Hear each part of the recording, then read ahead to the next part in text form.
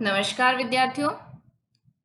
BA द्वितीय वर्ष हिंदी साहित्य की कक्षा में आपका स्वागत है। आज हम नायक नायिका भेद पर चर्चा करेंगे। इस संदर्भ में आज का हमारा टॉपिक है नायक भेद। नायक भेद को हम पहले जानें, उससे पहले हम इस बात की चर्चा करें कि नायक भेद का जो वास्तविक स्वरूप है वह हमें किन किन ग्रंथों में प्राप्त होता है। नायक नायिका भेद के वास्तविक स्वरूप व विकास की स्पष्ट झांकी हमें नाट्य शास्त्र व काव्य शास्त्र संबंधी ग्रंथों से ही प्राप्त होती है। दो नाट्य शास्त्र संबंधी ग्रंथ अधिक महत्वपूर्ण है। एक है भरत का नाट्य शास्त्र, ईसा पूर्व प्रथम शताब्दी। इसके 34वें अध्याय में उन्होंने नायक भेद की चर्चा की है। और दूसरा है धनंजय का 10 रूपक, जो कि 10वीं शती की रचना है। यहाँ हम इन दोनों ही रचनाओं में नायक भेद को देखते हैं। नाट्य शास्त्र के अंतर्गत जो पात्र है, मुख्य पात्र है, उसे नायक नाम से अभिहित किया जाता है। उसके लिए कहा जाता है कि कथा वस्तु को वहन करने वाला, अर्थात अंतिम फल तक ले जाने वाला वह पात्र जिसकी व्याप्ति संपूर्ण काव्य में होती है, नायक कहलाता है। नायक कथा के अंतिम फल का भोक्ता भी होता है। अंतिम फल किसी भी रूप में हो सकता है, वह श्रेष्ठ फल भी हो सकता है, वह दुख के रूप में भी हो सकता है, मरण के रूप में भी हो सकता है। तो सभी जो अंतिम रूप से जो फल काव्य के माध्यम से प्राप्त होता है, अभिव्यक्त किया जाता है, उसका भोक्ता नायक होता है। इसी प्रकार से हम थोड़ी सी अन्य पात्रों के बारे में भी चर्चा कर लेते हैं। जो नायक का सहायक पात्र, जो प्रासंगिक कथा का मुख्य पात्र होता है, उसे पीठमर्द कहते हैं। जैसे कि राम कथा में सुग्रीव पीठमर्द है। और नायक का जो विरोधी पात्र होता है वह खलनायक कहलाता है। जैसे राम कथा में रावण खलनायक है। नाटक का वह पात्र जो हास्य की सृष्टि करता है वह विदूषक कहलाता है। संस्कृत नाटकों में यह प्राय भोजन भट्ट ब्राह्मण होता है। आगे हम देखते हैं कि नाट्य शास्त्र में 10 रूपक में और भरत मुनि के जो नाट्य शास्त्र है उसमें नायक को किस प्रकार से विभाजित किया गया है। मुख्य रूप से तो हम देखते हैं कि नायक के 4 प्रकार हैं: धीरोदात, धीरोदत्त, धीर ललित, धीर प्रशांत। तो सबसे पहले हम देखते हैं धीरोदात। धीर प्लस उदात। उदात का अर्थ है महान, श्रेष्ठ, श्रेष्ठ गुणों को, विराट गुणों को धीर धारण करने वाला। उदात्त गुणों को धारण करने वाला, लोगों के विचारों से प्रभावित न होने वाला, गंभीर, क्षमाशील, अपनी प्रशंसा न करने वाला जो पात्र होता है वह धीरोदात्त नायक के अंतर्गत आता है। अगर हिंदी साहित्य, संस्कृत साहित्य के आधार पर हम इस प्रकार के नायक को देखें तो हमारे देवताओं को इस श्रेणी में रखा जा सकता है। जो देव कथाएं हैं, पौराणिक कथाएं हैं, उनमें जो नायक हैं वह हम धीरोदात्त नायक के रूप में देख सकते हैं।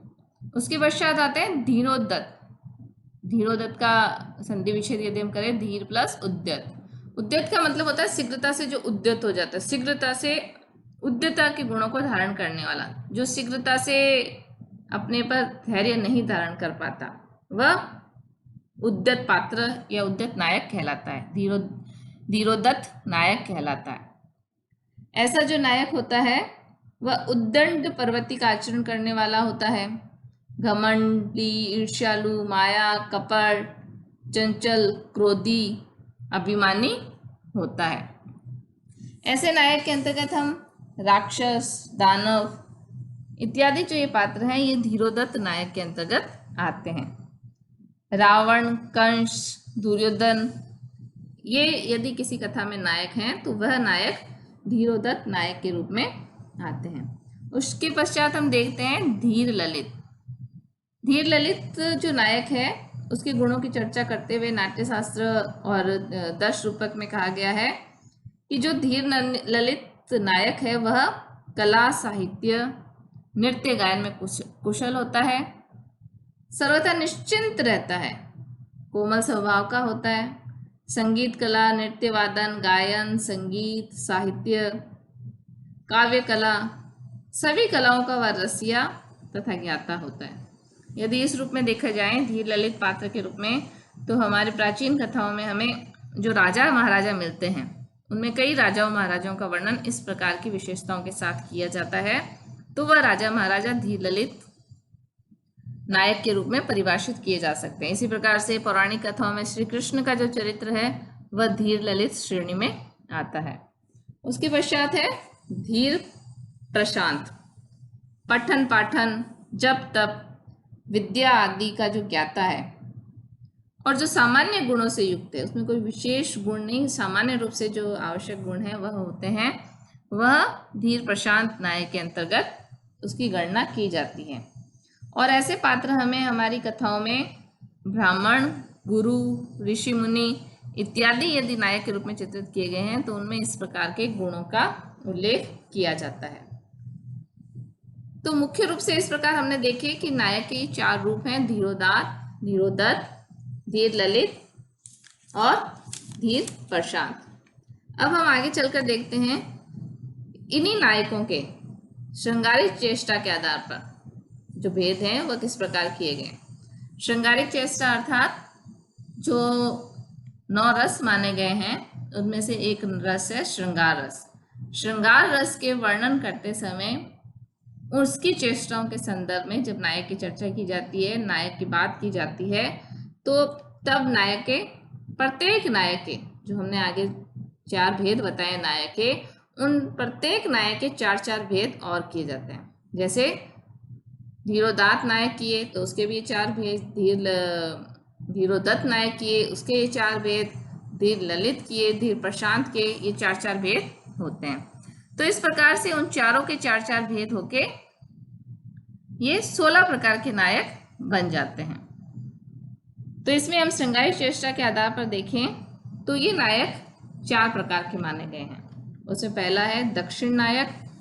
दक्षिण नायक वह है जो कि अपनी पत्नी के होते हुए भी अन्य स्त्रियों के साथ प्रेम संबंध रखता है, परंतु ये जो दक्षिण नायक है अपनी पत्नी से भी प्रेम करता है, उसका अनादर नहीं करता।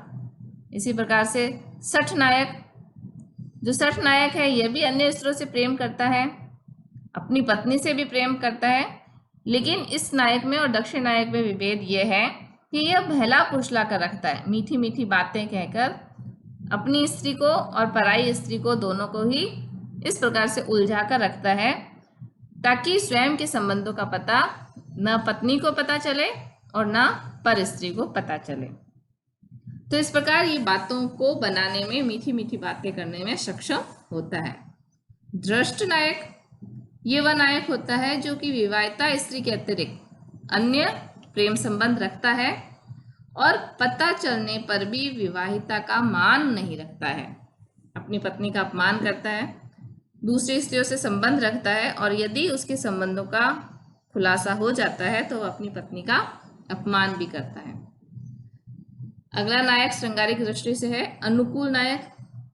अनुकूल नायक वह होता है जो अपनी पत्नी के वश में होता है, अन्य स्त्रियों से इसका कोई लेना देना नहीं होता, यह अन्य स्त्रियों से प्रेम संबंध नहीं रखता, एक पत्नी व्रत का अनुयायी होता है। तो इस प्रकार से श्रृंगारिक चेष्टा के आधार पर नायक के ये पुनः 4 भेद किए गए हैं। अब हम देखते हैं प्रकृति के अनुसार नायक के भेद क्या है। प्रकृति यानी स्वभाव के अनुसार ये 3 प्रकार के हैं। जो 16 नायक हमने किए प्रत्येक के 4 भेद करके, उन 16 नायक में ये 3 प्रकार के और भेद हो जाते हैं। तो इस प्रकार 16 × 3 ये 48 भेद नायक के हो जाते हैं। इसमें प्रथम है जैसे दक्षिण नायक है, इसके भी 3 भेद होंगे, सठ नायक है इसके भी 3 भेद होंगे, दृष्ट नायक है इसके भी 3 भेद होंगे। और ये भेद प्रकृति यानी स्वभाव के अनुसार किस प्रकार होते हैं, उत्तम, मध्यम और अधम। उत्तम जैसे नाम से ही पता है कि श्रेष्ठ गुणों को धारण करने वाला, अच्छे गुणों को धारण करने वाला। मध्यम गुणों को धारण करने वाला होगा, वो ना बहुत अधिक श्रेष्ठ होगा और ना ही बहुत अधिक नीच प्रवृत्ति का होगा। और अधम जो पात्र है वह नीच प्रकृति का पात्र नायक होता है। तो इस प्रकार नाट्य शास्त्र में जो नायक के भेद किए गए हैं, जो कथा का प्रमुख पात्र है, जो कथा को बाहर अंत तक खींच कर लेकर जाता है, उसके इस प्रकार से 48 भेद 48 भेद हम देखते हैं। विद्यार्थियों, नायक की चर्चा करने के साथ साथ हमें नायक के जो प्रमुख गुण हैं उनके बारे में भी थोड़ा सा ज्ञान प्राप्त कर लेना चाहिए।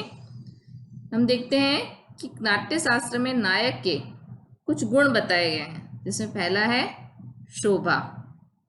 शोभा के अंतर्गत हम देखते हैं कि वीरता, शूरता, चातुर्य, नीच के प्रति घृणा, उच्च के प्रति स्पर्धा की भावना, इस प्रकार के गुण नायक में होते हैं, वह शोभा गुण के अंतर्गत आते हैं। विलास गुण है, इसका अभिप्राय है कि उसकी दृष्टि धीर होती है, गंभीर और स्मित मुस्कान लिए वो होता है। माधुर्य, विपरीत स्थिति में भी जिसका मन विचलित न हो, ये गुण माधुर्य के अंतर्गत आता है। गांभीर्य, भय, शोक, क्रोध आने पर भी अपनी पूर्व स्थिति बना रहता है, वह गांभीर्य गुण के अंतर्गत आता है। धैर्य, ये नायक का अन्य गुण है कि जो विपरीत स्थिति में भी अपने कार्य में धीरता के साथ लगा रहता है। तेज, किसी के द्वारा अपमान या लांछन लगाने पर भी जो विचलित न हो, सह जाए, ये गुण तेज के अंतर्गत आता है। ललित, श्रृंगारिक प्रवृत्ति, बोलचाल, वेशभूषा आदि में बन ठन कर जो रहने वाला जो गुण है, प्रवृत्ति है, वह ललित के अंतर्गत आती है। औदार्य, प्रिय भाषण, अच्छा बोलने में सक्षम होता है, शत्रु और मित्र के साथ समान व्यवहार करता है, यह गुण औदार्य के अंतर्गत आता है। तो इस प्रकार नायक के अंतर्गत, नायक के भेद के अंतर इन 8 गुणों की भी चर्चा की जाती है। शोभा, विलास, माधुर्य, गांभीर्य, धैर्य, तेज, ललित, औदार्य। तो विद्यार्थियों, आज हमने नायक भेद के अंतर्गत नायक की परिभाषा, नायक के भेद और नायक के गुणों के बारे में चर्चा की। आगे की कक्षा में हम नायिका भेद की चर्चा करेंगे। धन्यवाद।